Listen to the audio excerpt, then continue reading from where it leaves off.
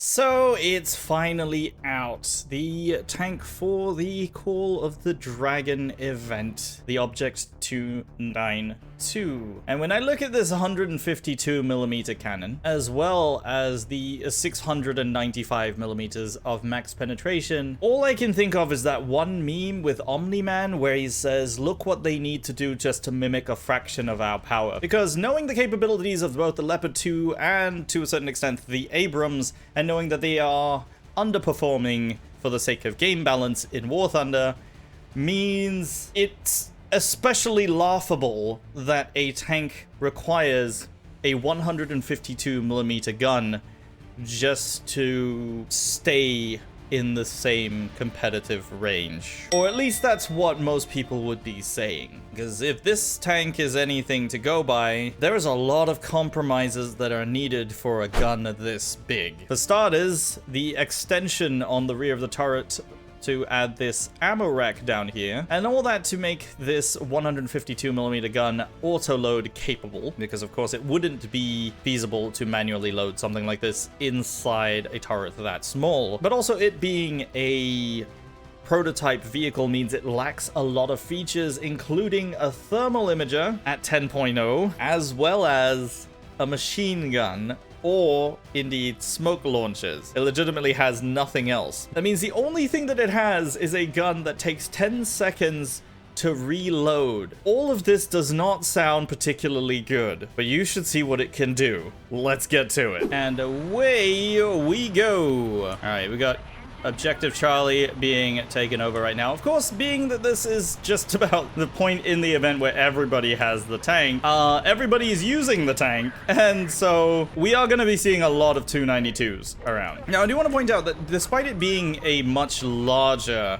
shell or projectile, look at those range markings. This is a very, very fast moving dart. Like, this FS round is gigantic and very, very fast moving, which honestly should allow it to do some pretty serious damage. But let's have a look here. Just currently looking for an enemy. I think C point might be our best bet here. Now, of course, this is still a T80, meaning you still have the weaknesses of a T80. In fact, I think you may even have slightly less armor.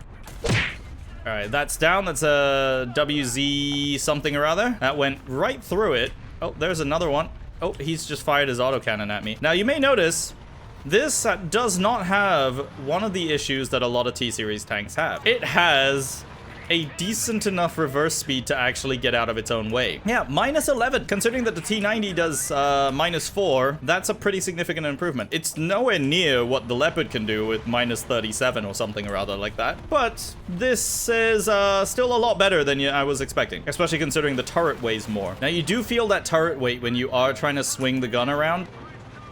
It doesn't have the most balanced turret, and you may not think that's a big deal, but when you're rotating something that isn't balanced right, it does have some issues, and it doesn't slew as quickly as you would expect it to. A good way to imagine it is sort of like if you imagine a wheel on a car, and if it's not balanced properly, it will wobble when it turns, and that same sort of thing happens when you have a turret that's unbalanced. Okay, I think we got something coming along this way. I'm just gonna back up a little bit. I don't want to expose my side because that fuel tank that's right under my right headlight there is it likes to explode, which I think is something I've demonstrated in a lot of videos before, that they tend to do that. All right. There we go. All right, 10-second reload. Quite a lot longer than many tanks at this BR, but not something that if you're positioning right, you'll actually notice, because it definitely doesn't feel like 10 seconds. And you do have a ready rack as well, so it is surprising. It doesn't pivot though, which is something I thought was really interesting. It just doesn't actually pivot. It's skid turns only. And I didn't realize that about T80s, that they don't have a pivot gear. Maybe they do. Maybe the game just doesn't do it. Now, when I'm peering through vegetation like this is a time where I wish I had a thermal imager, but I don't, and apologies to your eyes in advance for this. Yeah, I made that mistake before.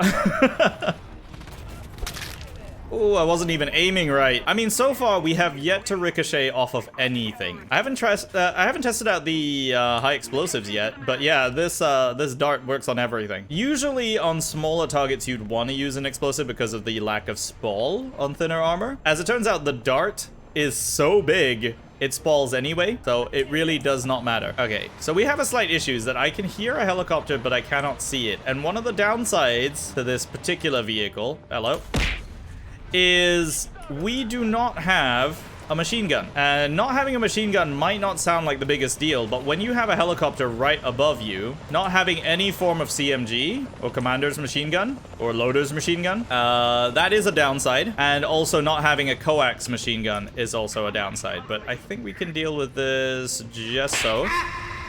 Never mind. So another helicopter got me. And I guess my shell just disappeared. Because of course it does. And it's first match in that thing, and I'm already at halfway to a nuke. We're at 1,200 spawn points out of 2,500. It's the closest I've ever gotten to a nuke in any one of these videos. Mostly because I haven't actually been trying to get them. But this is the sort of vehicle that you probably don't need to try all that hard to do it with. But also another vehicle I haven't shown off yet. Sukhoi 25K, the premium one that you can get. As far as I know, it's like an export model of the Sukhoi 25, and that's all I know of it. All right, we're going chopper hunting. I can see him on the horizon there. Okay, I don't think he sees me. All right, we're gonna spool out that R60 right now. I do hope my teammate does not get in the way. I may not need the R60 now I think about it, because I could virtually just do that. There we go. Oh, that's a new message. It says helicopter shot down. It didn't say that before. I'm very sure it didn't say that before. I think it just said target destroyed, like it was a tank or something. Now it says helicopter shot down. I didn't know it said that. Well, there you go. There's a new thing.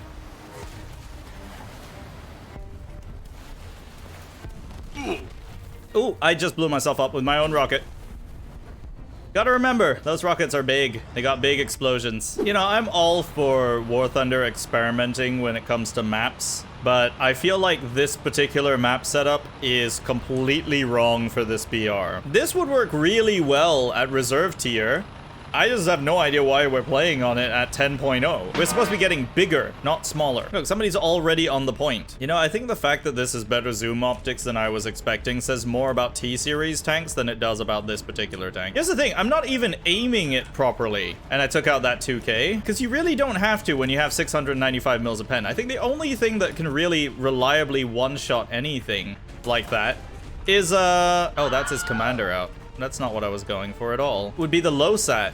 Assuming that that actually hits what you're aiming at, the low sat actually will one-shot most things. Uh-oh. Well, there goes my gun. Like, I know the low sat gets a lot of flack, but yeah, it really does one-shot a lot of things. This is the equivalent of that without the RNG of hitting something. There is a tank right on the other side of this building, and it's making me extremely uncomfortable. So I'm just gonna drop that there. I believe that's a Puma that's on that side, the one that I knocked the commander out of, and there is also an Abrams down there. There's an M1. So all of these things are not good for my survival unless I can get my gun back up. Okay, the gun's up. We're reloading. Okay, let's push forward. Well, I say push forward, I'm actually going backwards. Okay, I think this corner of the building is probably the best place for me to be right now. Oh yeah, no, there's somebody right on the other side here. Hello, excuse me.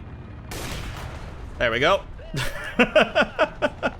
I love being like low enough to be able to shoot through stuff like that. Like, I would not be able to make this shot in a Leopard because the gun would be pointing at this wall here and you wouldn't be able to see anything. And I know people will be like, oh, why didn't you use the camera from like the barrel instead of the gunner side? It's like, I am. And even if you did that, the gun is so much higher up because this is a low profile tank. It's the whole advantage of something like a T-72 or a T-80 is that it's low to the ground, so you can stay hidden, and a smaller target is harder to hit. And all this in a package that is, you know, less than 60 tons. That's not me praising the T-series tanks, by the way. It's just that that's the advantage of a smaller tank, is it weighs less. But weighing less means a lot of other things are being compromised on too. You got pros and cons of either one, is what I'm getting at. There is something moving down there. I just saw it. It just drove right by. Is that an M60? That does look like an M60. There we go. Like, there is no issues with shooting through a car and then shooting through a tank, because the car is not gonna make any kind of resistance when it comes to a shell this big. Like, I know I'm not playing this in the smartest way possible, but I mean, do you have to? Realistically speaking, I'm already at like 5 kills, 1 assist. Hello, there's a helicopter up there. Do I have the gun elevation for this? Oh, I just missed him. I should just aim directly at it, huh? There we go. Wait, how did that not kill him instantly? How did you survive that? Okay, let's just use explosives for this. I don't think he realizes where I am. He might know where I am now. Oh, these aren't proxy rounds, so that's a problem. Come on, reload. Never mind. So there is one downside. For sure. Not very good anti-air. And you have no machine gun. Like, not even a 7.62. There we go. Wait, what? Where did that shell go? Excuse me? There we go. The shell just disappeared. Something moved. There we go. Like, I know some people might say that, you know, not having a machine gun on a tank is not the biggest deal. And truthfully, it's not. But when you want to farm hits against something while reloading, that kind of takes that away. It's a little annoying. But also, you can't see things through smoke as easily. But I guess the thing that people are probably wanting to know, at 10.0 for the USSR, is this worse than the 2S38? And I'm gonna say no, for the simple reason that this does not get premium, so you don't get any premium bonuses, which would discourage people from using it long term, I think. It also does that, and by that I mean it's still a T80. It's still a T-Series tank. It still has the same weaknesses as the T-Series tank. Alright, let's try out these HE shells, since I did get killed by one recently. But honestly, compared to the 2S38, I think this gets one-shotted way more easily. Even though the 2S38 on paper has way less armor, the fact that it has its modules well hidden and you can fire over a ridgeline without exposing most of those modules, it's way more survivable. This, on the other hand, not really even close. And compared to something like the Leopard, that actually survives hits way more often compared to this. And basically with this, I've either shot first and gotten a kill, or I've been hit first and gotten killed instantly, as demonstrated in that last battle. Unfortunately, if you compare it to the Abrams, I think this would get one-shotted about the same number of times. And that's really just down to the Abrams just not being as survivable as I think it should be. And given that this is an event vehicle as well, I don't foresee this being nerfed all that much unless it really does become a severe problem, which again does not seem particularly likely. But the biggest balancing factor by far is just the lack of machine guns, the lack of thermals, and an overall very slow and sluggish turret. It kind of feels like when you play the KV2 for the first time, where the turret just feels a lot slower than anything else you played before. This has that same sort of vibe, except it absolutely nukes anything it hits. I gotta say though, even with the slow turret traverse, this tank does not feel slow. There we go. He knocked out my track though. That HE shell is quite something. That's 8.6 kilograms of explosive mass. That's quite a lot of explosive mass. It also doesn't feel good when something with a chain gun, like a 30mm, can do that much damage to you that quickly. It's no wonder that tanks basically one-shot this. I'm just saying. It's hardly surprising. Oh, hello. Do you see me? It's a Leopard. What? Okay. I feel like I didn't aim that very well. I thought I was shooting one of his road wheels, and apparently, no, I just shot him right through the hull. Sometimes lag works in my favor quite well.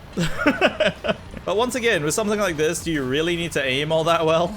Not really. Oh, artillery is coming for me. Run away, they're bringing the rain. Oh, hello. What are you? What are you? Exploding? I thought so. Okay, so purely for comparison's sake, here's a Leopard 2 at 10.3. It's 0.3 of a BR higher, and its FS round has 200mm less pen, but we reload about 5 seconds quicker. We also have thermals and a machine gun. Actually, 2 machine guns. I will say the 2A4 feels slower than the 292, but it isn't. I'm looking at the actual speed. This is faster. This is a lot faster. It just doesn't feel like it is. I think maybe the camera on the 292 is closer to the ground. That's probably why it doesn't feel as, like, fast. Oh, I missed that really badly.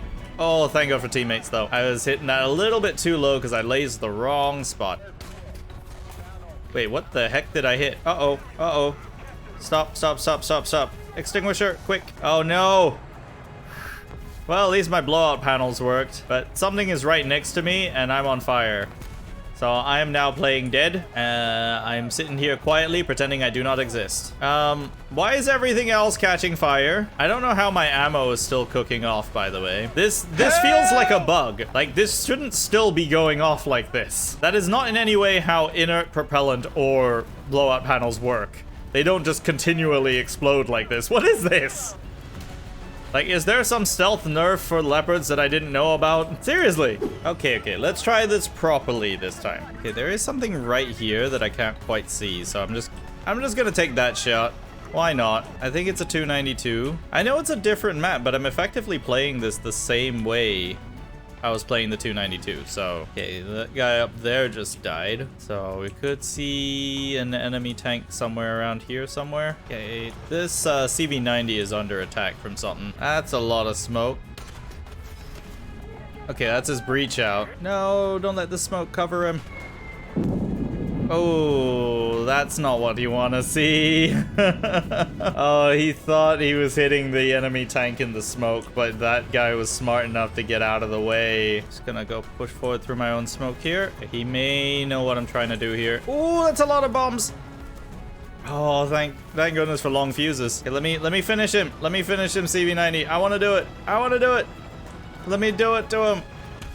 There we go. Yeah, because I chipped away the ERA on his side as well, so that's a 2S38 up there. I mean, I can still keep shooting, so I'm not entirely sure what he thinks he's going to achieve here, but come on, reload.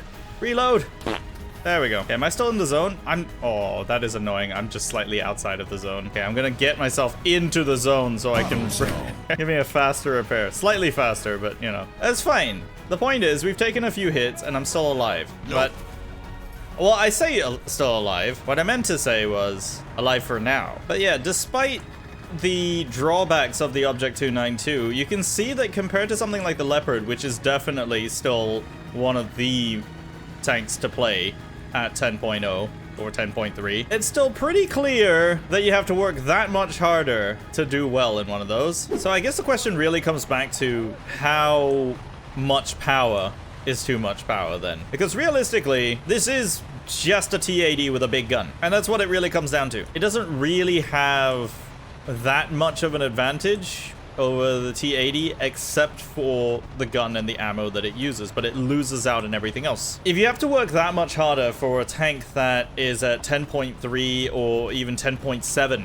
or higher, then does that actually mean that this tank is too strong for its BR? Because it is only at 10.0, and the same can be said of the 2S38. And just because you do still have to think about positioning when playing it, it does not mean that it's not overpowered. But I just don't think that the lack of thermals or lack of machine gun really compensates for the raw power that this gun has. Oh, there we go. Something's just left. Okay, that's a crit on that. I don't know what that was. I mean, as you can see right there, the tank dies really quickly if you don't position yourself right.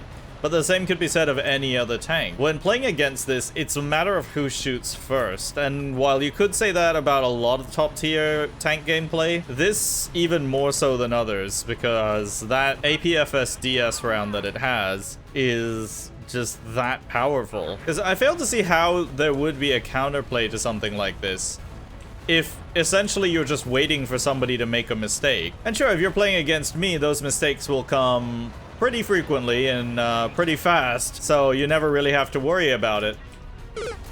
But against an experienced player who definitely knows how to get the most out of this tank, yeah, that's gonna be a tough call. You're not really gonna see that much counterplay, and I don't think there really is a way that you could counter something like this. At 10.0, there isn't really anything that has the armor to deflect something with that. Hang on, where's he going?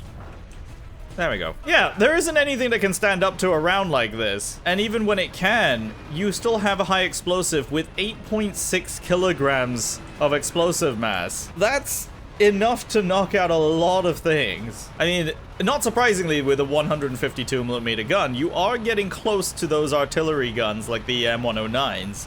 You're getting close to it. That's obviously, you know, a much larger round. But we're talking about tanks here. Should we even really be talking about artillery caliber explosive mass? And I know the justification for it will be that it is a tank without thermals and without a decent rate of fire. It's got a rate of fire of like 10 seconds. But as you can see, yeah, this match has barely started and that's 3 tanks dead compared to when I was in the Leopard just now and I got 2 kills and 1 assist by the end of the match. I mean, it's not really even in the same league at that point. And since I don't rely on thermals all that much, I wouldn't even consider the lack of thermals as being that much of a drawback.